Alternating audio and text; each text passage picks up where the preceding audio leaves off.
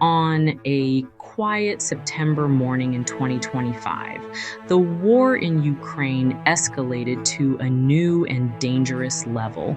Russia launched what is now being confirmed as the largest drone assault of the conflict so far, striking a Ukrainian government building in Kyiv, the nation's capital. This wasn't just another military target, it was a direct hit on Ukraine's political core. In this video, we'll break down why this matters far beyond the battlefield and how this could reshape global strategy, humanitarian aid, and economic stability. This wasn't a random airstrike. According to reports from the Washington Post and New York Times, hundreds of drones were launched in a coordinated, multi-directional assault. One of the drones struck a key cabinet building in Kyiv.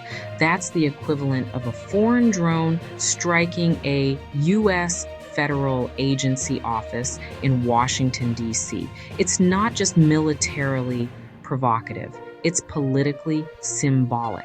By targeting a seat of government, Russia is sending a loud message. Nowhere is safe, not even your leadership. And for Ukrainians, that strikes at the heart of national morale and institutional trust. The timing of this attack is also critical. There were ongoing peace talks being quietly floated by European diplomats.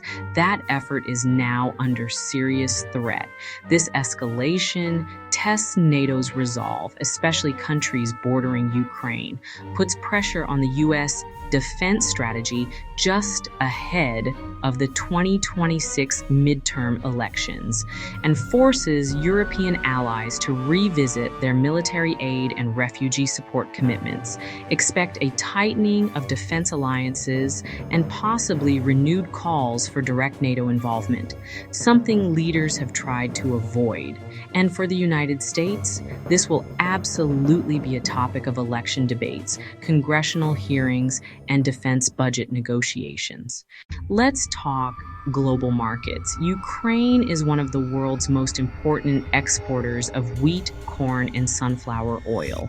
Disruption to government logistics and administration will ripple through grain shipments, trade inspections, and fuel and energy delivery routes. That means food prices could rise again, particularly in import-reliant regions like Africa and the Middle East. And in Europe, energy security concerns are back on the table. Small businesses and consumers around the world will feel the pinch, whether they know it or not.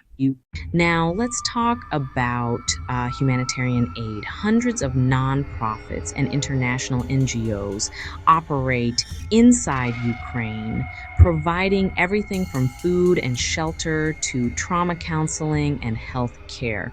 With this strike, staff safety protocols must be updated, operations may be paused or relocated, and humanitarian corridors could be compromised. Expect a rise in displaced civilians fleeing to urban centers or across borders, meaning that NGOs will face both budget strain and logistical nightmares. If you work in humanitarian aid, now is the time to prepare surge plans, reassess funding gaps, and increase security coordination with local partners.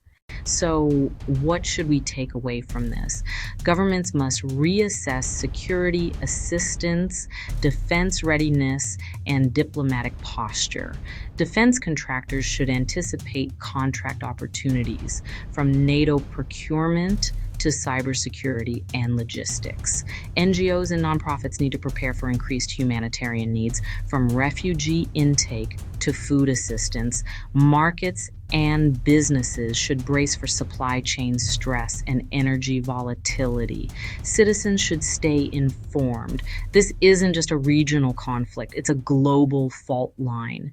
This drone strike was a message, and the world is watching how Ukraine, NATO, and the international community will respond. If you found this video helpful, please like, comment, and share. Subscribe for updates on global policy, conflict, and international economics that affect us all. Stay safe, stay informed, and don't look away.